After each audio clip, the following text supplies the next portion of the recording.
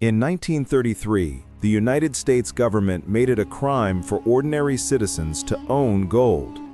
Not just to trade it, not just to hoard it, to simply possess it.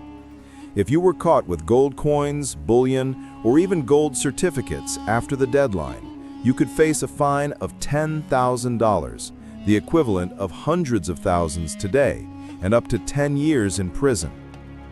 Overnight, Americans were forced to turn in their most ancient store of wealth, exchanging it for paper dollars because their government demanded it.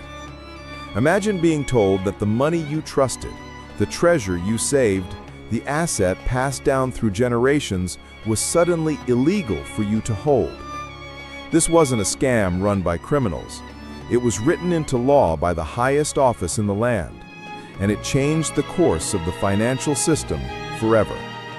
To understand how something this extraordinary could happen, we need to step back into one of the darkest chapters of American economic history, the Great Depression. By 1933, the United States was broken. 1 in 4 Americans was out of work. Factories sat idle. Banks were failing by the thousands, and ordinary people were losing everything. The banking system was collapsing because depositors were demanding gold. At that time, the dollar was backed by gold under the classical gold standard. Every paper dollar could, in theory, be exchanged for a fixed amount of gold, $67 per ounce. When confidence cracked, people rushed to withdraw actual gold, draining reserves and threatening to bring the entire financial system down. Enter Franklin Delano Roosevelt. Sworn in as president in March 1933, he faced an economy in freefall and a financial system on the brink of collapse. He needed a bold solution, something radical enough to stop the panic. That solution came less than a month later.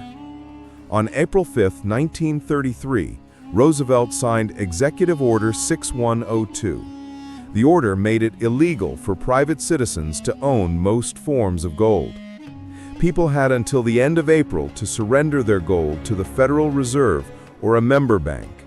In return, they would be paid in paper dollars at the fixed price of $20.67 per ounce.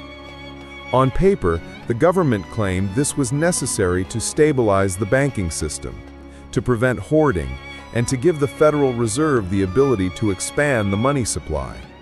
In reality, it was one of the largest forced transfers of wealth in modern history. Americans dutifully lined up to hand over their coins, their bars, even family heirlooms, under threat of punishment. Some resisted, hiding gold in basements, burying it in fields, or melting it down into jewelry. But most complied, because the penalties were too severe to risk. Here's the part that stings. After collecting the gold, the government didn't just sit on it. In January 1934, less than a year later, the Gold Reserve Act revalued gold from $20.67 per ounce to $35. This single stroke devalued the dollar by 40%. The government had just confiscated gold from its citizens at the old price, only to immediately raise its official value. In other words, the people handed over their wealth and the government pocketed the instant profit. This wasn't a minor policy tweak. It was a deliberate reset of the rules of money. By seizing gold and devaluing the dollar, Roosevelt administration gave itself the power to inflate the money supply far beyond what the gold standard had previously allowed. It allowed the government to spend more, borrow more, and launch the New Deal programs that would define the era. For the banks, it was salvation. The gold they now held through the Federal Reserve gave confidence back to the financial system. For the government, it was control. But for ordinary Americans, it was theft dressed up as law. Let's pause here to make this personal.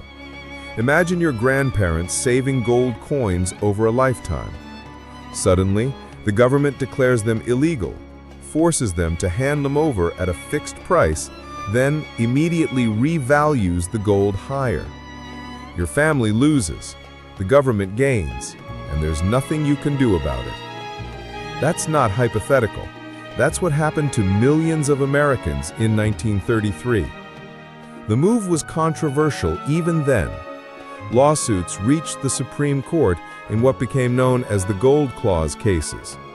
Many contracts at the time were written in gold clauses, promises to repay debts in gold rather than in paper currency, as a hedge against inflation.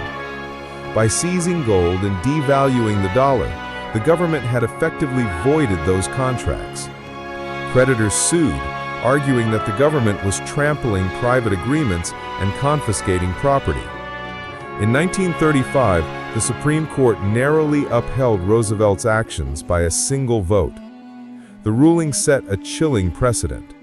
In times of crisis, the government could rewrite the rules of money, override private contracts, and seize wealth in the name of national interest. And here's the deeper truth. This wasn't just about saving banks. It was about breaking the gold standard itself.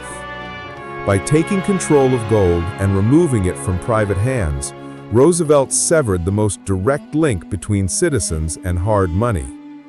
Paper dollars became the only legal currency backed not by a promise of redemption, but by government decree.